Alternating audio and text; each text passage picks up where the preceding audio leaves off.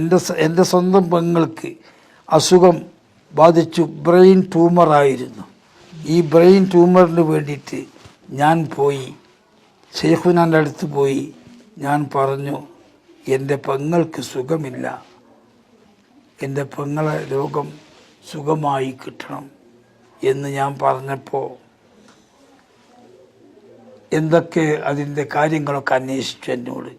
ഞാനൊക്കെ പറഞ്ഞു കൊടുത്തു. ആ ഡോക്ടർ പേര് എന്താണെന്ന് ചോദിച്ചു. അവൻ ആര്? അവൻ്റെ പേര് ഉദയഭാനു.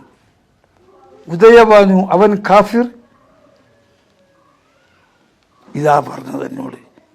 വേണ്ട, ആ ഓപ്പറേഷൻ ചെയ്യുന്ന പരിപാടിയൊന്നും വേണ്ട, അത് സുഖമാകും എന്ന് പറഞ്ഞു.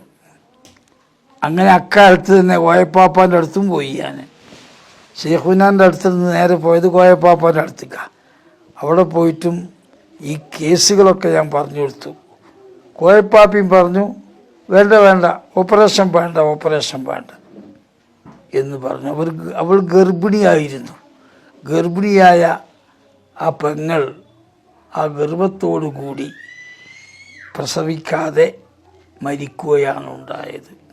ഗർഭിണിയായ ആ പെങ്ങൾ ആ ഗർഭത്തോടു കൂടി പ്രസവിക്കാതെ മരിക്കുകയാണ് ഉണ്ടായത്.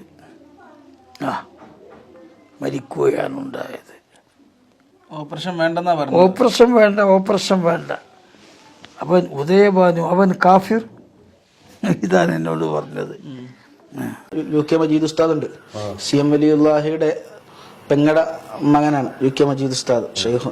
അവര് പറയുന്നത് നമ്മുടെ മീഡിയയിൽ തന്നെ പറഞ്ഞിട്ടുണ്ട്. അതായത് CM വലിയുള്ളാഹി ഇന്നും ഒരു വഫാത്തിന് ശേഷവും ആ കുളത്തിൽ കുളിക്കുന്നതായി കണ്ടിട്ടുണ്ട് എന്ന്.